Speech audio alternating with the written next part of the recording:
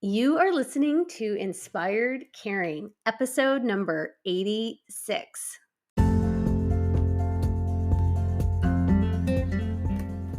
Hello, welcome to Inspired Caring. I'm your host, Michelle Magner. If you are caring for an older family member, this is the podcast for you. Each week, I bring insight, tips, inspiration, and strategies to help you care for the people that you love without losing yourself along the way. Having cared for both of my grandmothers, I've helped manage everything from hospital stays, households full of belongings, to navigating senior living and end-of-life care. And I've worked in senior living as a result of that experience, serving my residents and their families as they've been on this journey too. Thank you for joining me today, and I hope you enjoy this episode of Inspired Caring.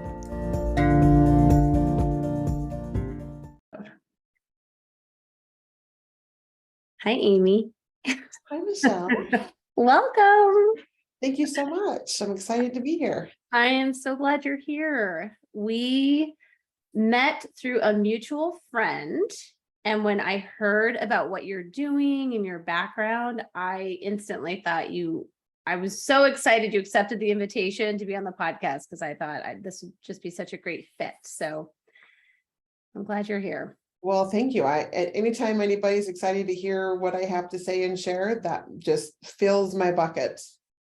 Great. Well, I would love for you to just start by giving us a little bit of an introduction to yourself, your background, and what it is that you are doing now.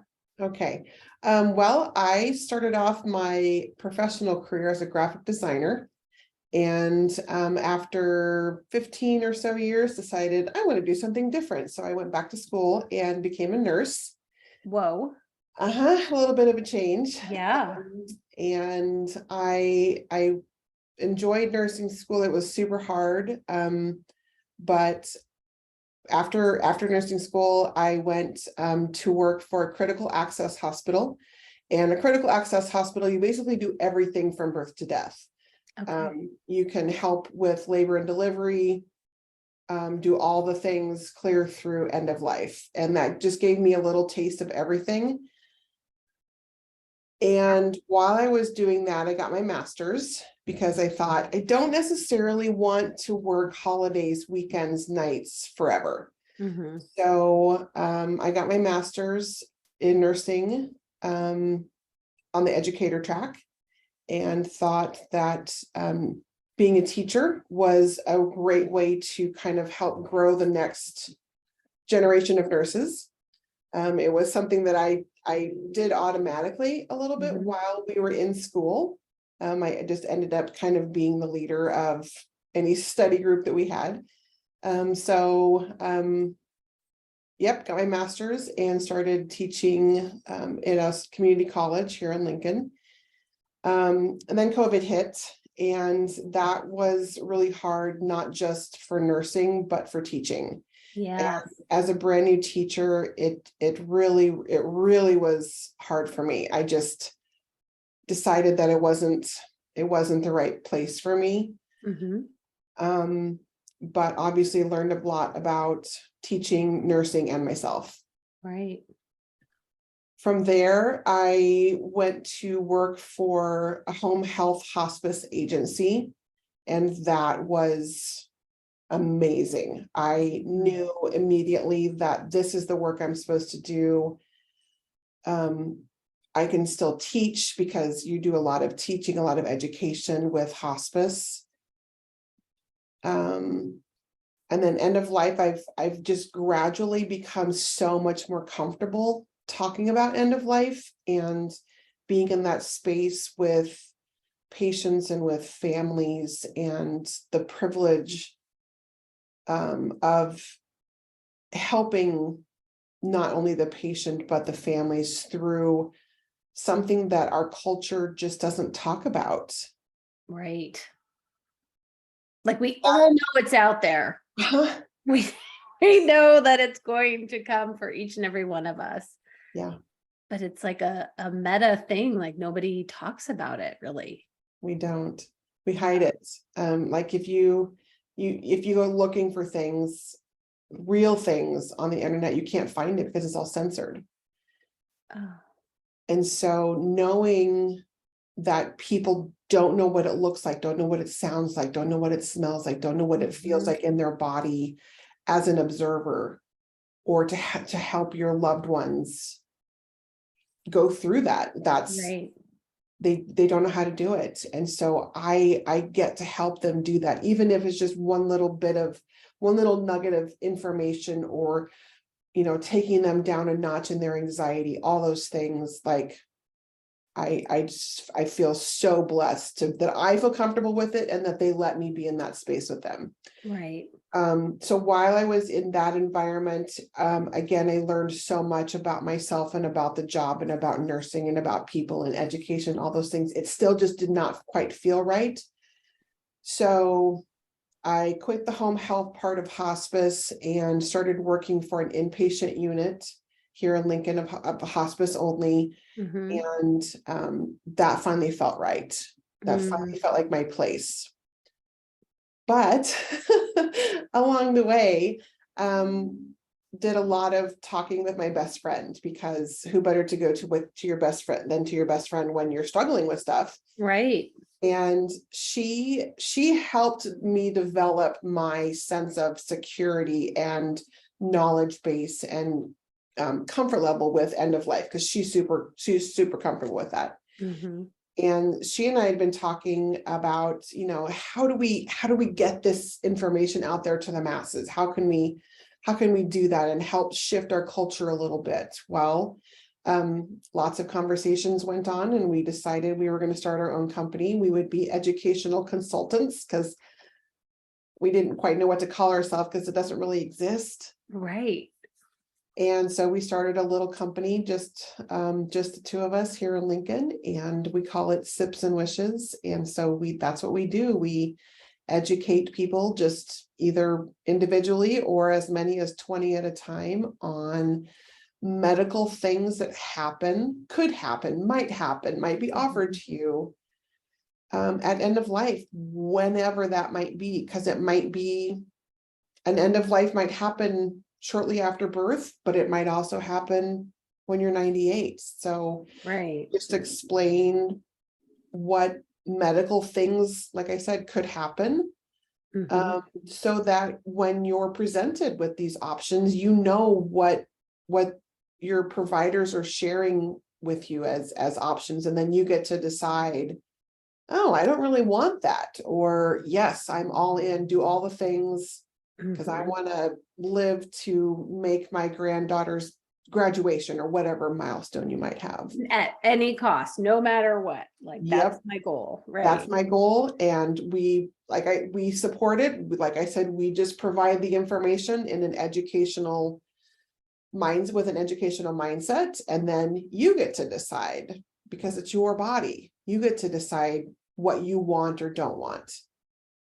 I think what's so important about this is, so often when we're talking with our providers, they are saying, take this or do that, but we don't really understand what the outcomes could look like, or the side effects, or the consequences, or we don't get all of the information because we have such a limited time with them. So what I'm hearing you say is, like, as you are exploring end of life at any phase really of where you are in your own life, just as you are collecting information, you are now able, Amy, to give them more details so people can make their own decisions. Absolutely. Yeah. Our culture is so, we really prize autonomy, but then we don't really give you the education that you really do need in order to make an educated decision about what you want. Right. I mean, people do more research on buying a car. Oh my gosh. Yeah. You're absolutely right. Or I don't know what just came for me was buying a bicycle. Like, that too. Like, yeah. I mean, we research, we have so much information literally at our fingertips with the computers we carry in our pockets all the time. Right. But if you ask somebody, what are the consequences of having a feeding tube? They have no idea. They don't often even know what it is or when to have it, or should I have it or should I not? I mean, Right. so that's what we're trying to do, is just educate people a little bit so that they can make an educated decision about what they want. It's their body. They should get to decide. So part of what I'm hearing is, so for me, I'm 50, and obviously having POA paperwork in place is really important. Having living will paperwork is really important. So you can help people understand what each of those decisions and choices could look like for you. Sort of. Now we have to be careful because Erin and I are nurses, Right. we're not lawyers. So we Right. do not really even try and sway anybody or suggest things. We're going to give you the information, and then you can take that information and then take that to your lawyer or do some sort of online legal document. Okay. To document what you do want. Right. But we're finding too that like a lot of estate planners, lawyers and such, they don't really know what some of that information is either. So it's our hope to get in with those estate planners and educate them, or just have them come to us as part of their package. Right. Say, we know that you need to document this stuff, because nurses always say if you didn't document it, it doesn't happen. But they don't oftentimes know what they're even, and they don't know how to advise people on all those little nuances of what you do or don't want. Right. So, I mean, that totally makes sense to me. So I'm trying to get my affairs in order. You're not going to help me specifically with that paperwork. However, you can educate me on what each of these pieces could look like. So then I can go make a decision about what I would want in those circumstances. Exactly. Okay. And we've even created what I call a preferences packet.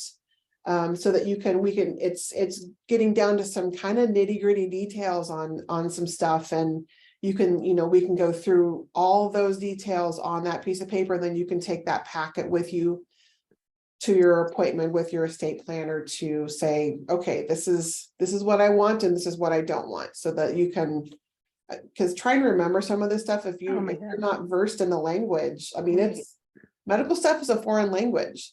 And so yeah, literally spoken and written. I remember like the word with is like a C with a dash or something. Yeah, it's dumb. It's like, how about a W with a slash? I know. Yep. All the things. All the things. So at what point so let's talk about sips and wishes and just like what that can look like, and how do people approach you? At what point? Where are they when they're reaching out? Yeah. So there's lots of different, they're kind of like, I kind of think of it in 3 different sections. One is an organization could invite us to their company and provide, they would pay us, we come and we have our presentation. It's very interactive. I don't want to call it a talk or anything, because it's very interactive. We're teachers, we want to hear from you, and we tell stories and we laugh, and there might be a few tears, but an organization can hire us to come and we do our presentation. People can hire us to come and do what we call it a sips and wishes party, because it's fun. We want to encourage people to have beverages, whatever kind of beverage you want. It can be iced tea and lemonade, or it can be whiskey on the rocks. Right. No judgment. And we can sit around and talk about all these medical things too. And that's a smaller group, usually, friends or family, couples, intergenerational family group. Or we can do an individual consultation. Again, same information, it's just where is your comfort level? Do you want to talk about these things, in your Barca lounger with your drink at your side, and I just talk to you and show you the stuff? Or do you want to have this be, like a company that offers this as a benefit to their employees. It could be a large company, it could be a church. We've done several at churches. So really the setting doesn't really change our information. We will personalize and tailor based on who we're talking to. Age groups can be really anybody from late teenagers clear up to 99. Wow. Okay. Yeah, it can be anybody. So I think one of the reasons why people are so afraid to talk about this stuff is there is a fear of dying. I don't know if it's a fear of being dead or a fear of dying. And it even feels weird to say those words out loud. Like where do you think people have the most angst? I think it's the unknown. Yeah. Because nobody has done it and come back and said, hey, it was great, or it was painful, Right. or, it was into nothing. That we just don't have any, we don't know. I think one of the things people fear is uncomfortable, physically uncomfortable, that not always even necessarily pain, but suffering. Oh, okay. So I think that's part of it.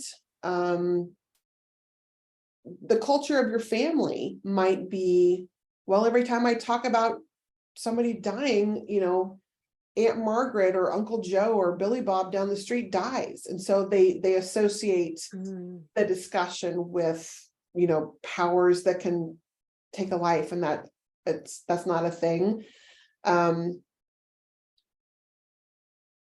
I think our, like I said, our society doesn't talk about it. Right. And so I think there is a little bit of a taboo, and I'm just hopeful that one person, one family, one group of 20 at a time, we can start to talk about these things and educate, because then I think that really takes your anxiety and your fear down, because then you're making educated decisions on something that could impact someone else's body or your own. Well, and just normalizing the language and the dialogue and being willing to have these conversations. I imagine it would clear a dinner party table pretty quick. Yeah, but when we have fun with it, like, we can tell some good stories and we joke and we really try to gauge the temperature of people and not have it be cringy or scary or bring the mood down, because we tell some good stories and we have gallows humor like any good nurse. So, well, and I imagine over time you have been with, and in the work that you've done, you've been with quite a few people who have passed away. So does it look the same for everybody? Are there certain patterns? Is it like individual yet patterned, or what? I mean, what is something, I don't even know how to ask this, like, what's something that someone could expect, or how can we talk about just what that looks like to the actual dying, the actual dying process. Yeah. I describe it to families as a buffet. There's, you could have 15, 20 things on a buffet. And some people are going to take this in a big pile, and some are going to take this, and some people are going to take this, and other people might take other things. So no two deaths are the same.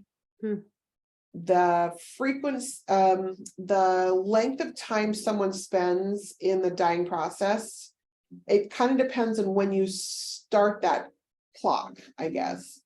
Okay. But to just normalize some of it is, there's changes in breathing. There's changes in the skin. There's changes in your responsiveness. So some people might be quite responsive till the very end, and some people are unresponsive for weeks. I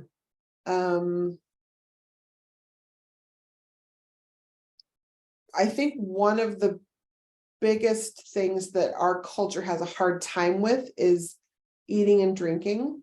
Mm-hmm. Our bodies know how to die. And if you listen to your body will tell you when to drink and when to eat. Mm. And a dying body is no different. But our culture is centered around meals and food and beverages.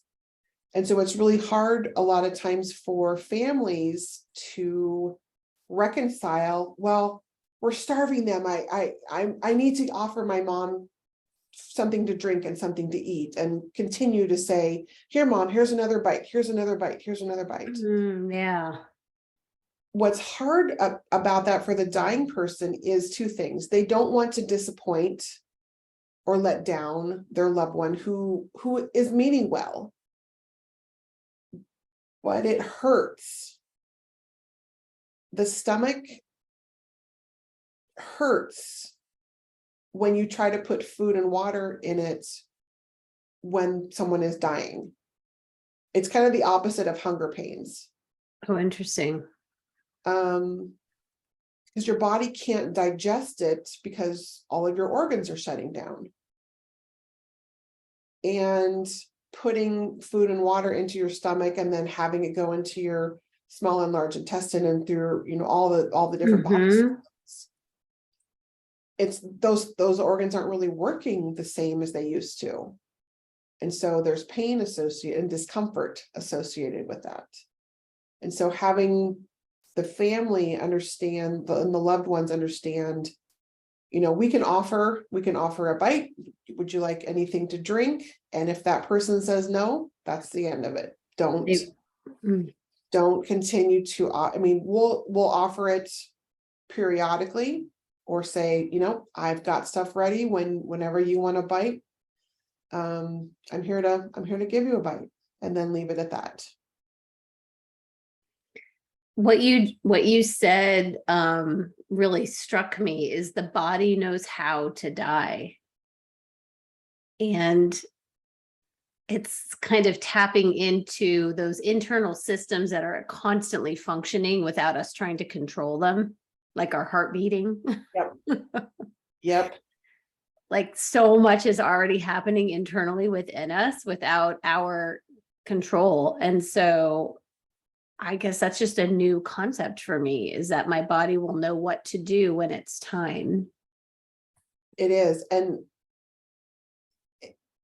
we just don't even think about it, in the fact that, like, oh, it's noon, I should eat lunch, instead of just listening to our body. Or, gosh, my skin is hot as I'm standing out in the sun. Maybe I should move to a shaded area so I don't get sunburned. Yeah. This sidewalk is hot. The bottom of my feet are burning. I should move into the grass. We don't listen to our body enough. Yes. And that's especially and because a dying person doesn't always have the capacity to use their voice anymore, your team and your loved ones around you have to be your advocates. And say, your mom is unresponsive. Please don't try to put the cup into her mouth so she drinks water and chokes. And then and that's kind of the whole point of lining out your wishes, like actually thinking this through, what you feel you would desire, so that the people around you can support you in a way that's conducive to what you want. Exactly. Because you touched on it earlier when you said pick your power of attorney, your POA. That's almost the key. The whole process is picking the right person to be your voice when you no longer have yours to use. Because if that person doesn't know what your wishes are because you have explicitly told them, if they don't know, they're going to have to guess what you want or don't want. And that is where the trauma and the guilt come in, because they are going to second guess every single thing that they say. Yeah.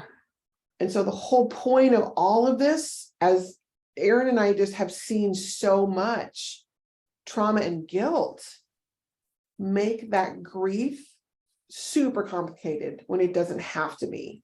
Right. You're going to have guilt. You're going to have grief, right? When someone that you love dies. That's the price of love, is you're going to have grief. It's totally Right. normal. We want that. It's expected.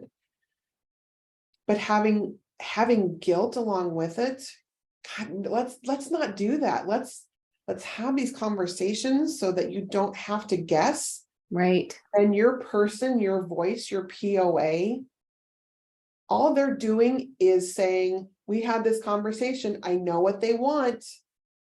This is what they want. This is their wishes. And then it's not that person deciding. Right. They're just being your voice. So then there's less conflict within the family if you have multiple people involved and people are disagreeing about give the water, don't give the water. Yeah. Outlined. Yeah. Having lots of people, all very well-meaning, in the room can be challenging if you haven't had those conversations as a group. Mm-hmm. Like, that's why I've encouraged families to have a Sips and Wishes party with family. Like, let's have all the people, even if we're having to get some FaceTimes or some Zooms, so that everybody can hear. No, don't you dare keep me alive at all costs. Please don't do chest compressions on me. I'm 90 years old. You're going to break all my ribs. Please don't do those things to me. So having all the people hear all the information at the same time is like the best case scenario. Yeah, that's so smart. I don't think people realize that. Can you repeat what you said about the chest compressions? Like the whole DNR thing? Yeah. Yeah. So chest compressions are meant to, you push the heel of your hand down on the breastbone, the bone that connects your ribs, and you push hard because you're trying to get to an internal organ, the heart, to get it to pump again, right? Mm-hmm. The only way to do that is to break the ribs. It's just going to happen. And if you're not breaking the ribs, you're not doing the chest compression deep enough, generally speaking. Okay. Right. And when you're trying to do chest compressions on a little 90-year-old body that weighs 110 pounds, please don't make me do that. As a nurse, please don't make me do that. Because the pain and suffering that comes if we do restart the heart, you've got all those broken bones to contend with, and that's painful. And then I want you to be able to expand your lungs fully, because if you don't, you get pneumonia, right? If you just are taking little shallow breaths all the time, you're not expanding your lungs fully. That's how pneumonia sets in. But it hurts to take a big, deep, full breath. Right. With all those broken ribs. And so then you have the broken ribs, and then you have the pneumonia, and then at what cost? Right. So really thinking about, again, that's one of the things we go through as part of the medical procedures that could happen, that could be offered to you at end of life, is chest compressions. And for someone who is young and healthy without any comorbidities, it could be the best thing in the whole wide world, and you could get another 30, 40 years out of life. Right. But you have to look at all the factors for yourself, for your body. Even if you are 40, but you have a heart condition, or you have had chronic lung problems, or you have diabetes, or any combination of those things, you just need all the information so that you can decide the risk-benefit analysis on CPR. Right. Or all the other things we talk about during a party. And that's where making an educated decision. We're giving you the education so you can make a decision. Right. So important. So let's just say I'm going to have a party and we book it with you, and you're either coming in live or we're doing it virtually. What is just like the structure, the framework of what's going to happen during our time together? Okay. So we're going to have fun. You're going to have Yay. the host usually has some sort of, right? It's a party. Usually has some sort of beverage offering and some sort of snacks. Because we find that when you're talking about death, if you are actively doing something that keeps your body alive, it just works better. So, and who doesn't love snacks? Right. So we do some icebreakers, because people may or may not know each other, but even if they do and know each other very well, just talking about doing some of our icebreakers, kind of sets the mood for, getting in that frame of mind. And one thing that threads through the whole presentation is, what do you consider living? What does living mean to you? Because your definition is going to be different than my definition. That's going to be different than the person sitting next to you. So that's one thing we start with. And then we talk about different body systems. So we talk about lungs, cardiovascular, your GI, so eating, and elimination, so your kidneys, getting rid of stuff. Talk about those body systems, and we have equipment show and tell, because we love show and tell. We have actual like intubation equipment. We have actual G-tube equipment, and all of it is new. It's not used or gross or anything. Oh my gosh. But having somebody like see what an intubation tube looks like, and the tool that you use to intubate somebody, that's part of our education, because I want you to know right how it looks. And watching Grey's Anatomy does not count, right? No, it does not count. It's one. I'm sorry, I used to watch Grey's Anatomy too, and the writing, the drama, all the acting, all those things is amazing. It's not great on the realistic side of things for medical stuff. Now, if you go back and watch ER, that one's pretty good. That one is pretty realistic. But Grey's Anatomy, no. Yeah. I'm telling you, you do not just wake up after having CPR and have all the lights and the flowing hair and beautiful makeup. That's not what it looks like. So, well, after the episode where they had a girl who was going into anaphylactic shock from eating peanuts and having literally physically had anaphylaxis twice in my life.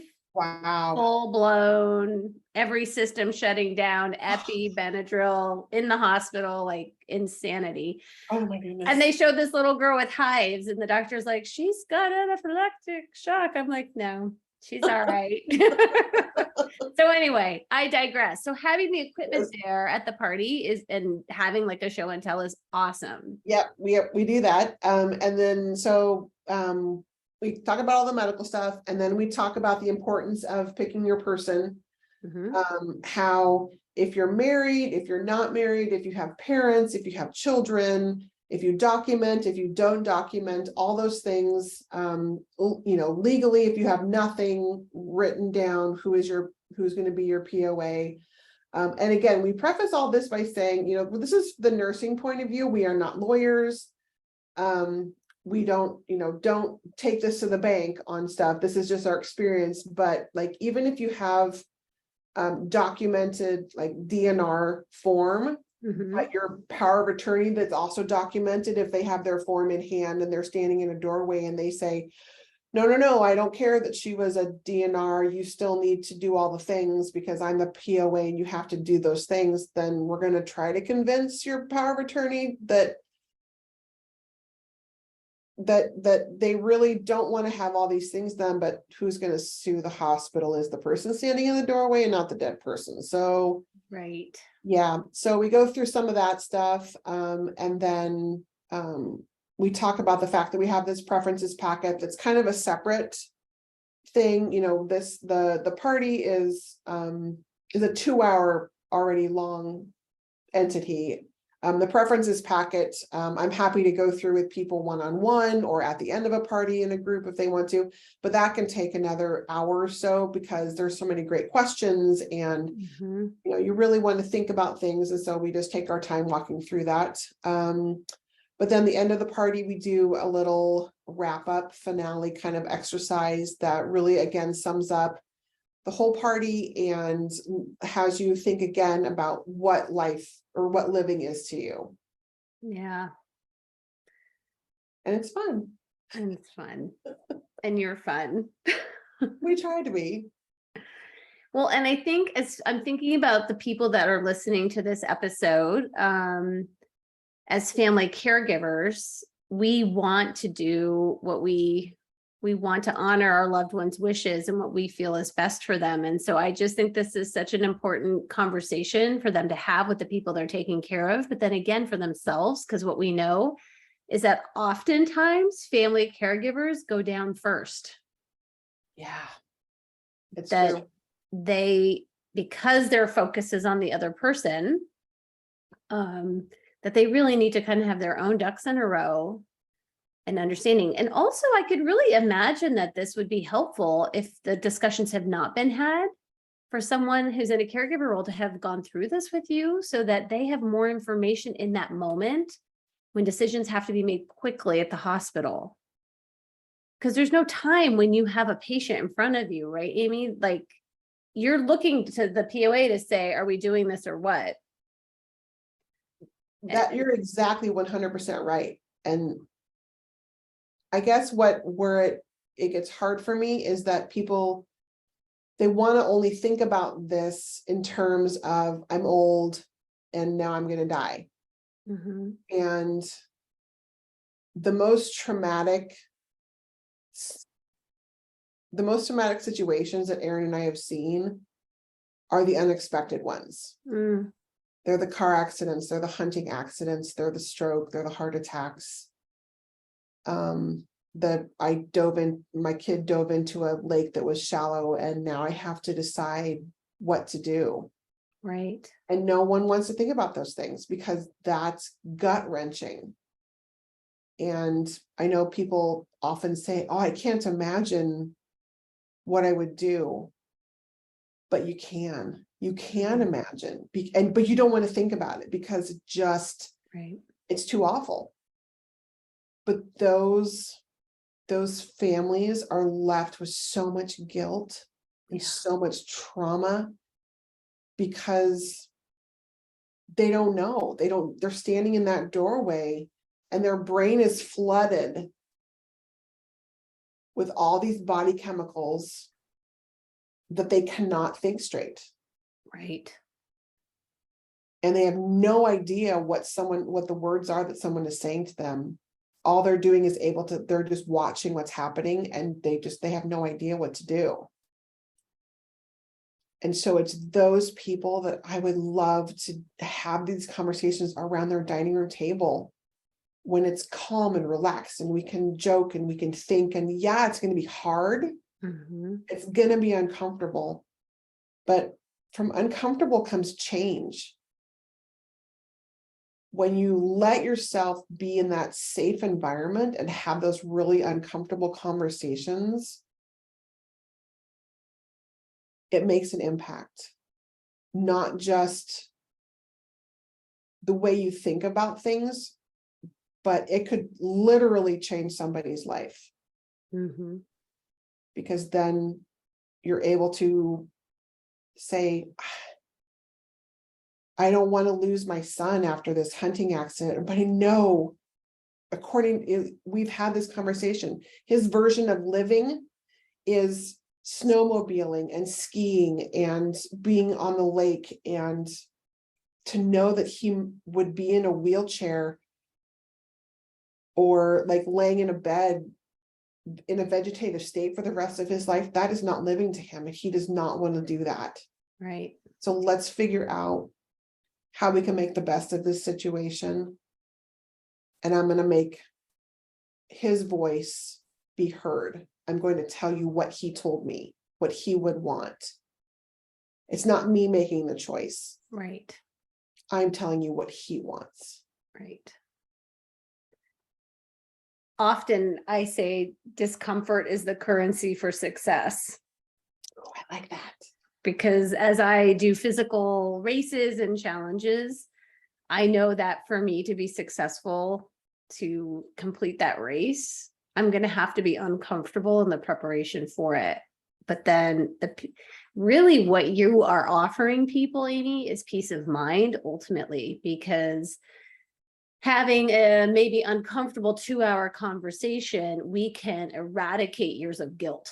Yep. 100%. In that time. Yep. And you can grieve and it can cut you off at the knees. That grief can sometimes. It really can. Don't complicate it with the guilt and the trauma. Right. Well, I think what you have created is amazing and so valuable. And I can totally see this everywhere. Like, I wish this was being offered in senior living communities and, like you said, organizations. And yeah, let's play bunco once a month and then have something like this come in once a month. I will come and talk to anybody who wants me to come talk to them. I 100% like, I'll do it. I'm there. Yeah. What's just like as we wrap up, a takeaway that you want people who are in this caregiver role to have? What would you like to say to them? And then we're going to talk about how people can get a hold of you. Okay. Yeah. Yeah. I've been thinking about this, and I think the main, no matter what role you're in, do this for them. Like,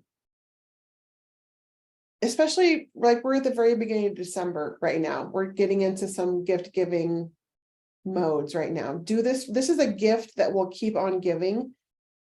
Do this for them. Like I think about me having this conversation with my mom. I'm going to do this for her. She is my POA in addition to my older son. I'm going to do this for them.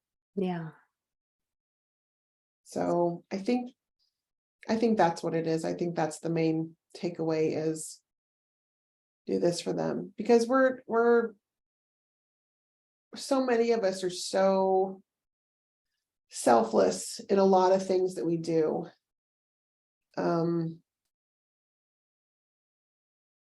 But this is something that, even though it's for your, ultimately for your own body, you're doing this for them. You're doing this for your loved ones. Yeah, that's beautiful. Thanks. And people are better at doing things when it's benefiting someone else. Yes. Yeah, very much so. Yeah. How do people reach you? How do they get in touch with you? I had a couple different ways. So we have a website called sipsandwishesparty.com.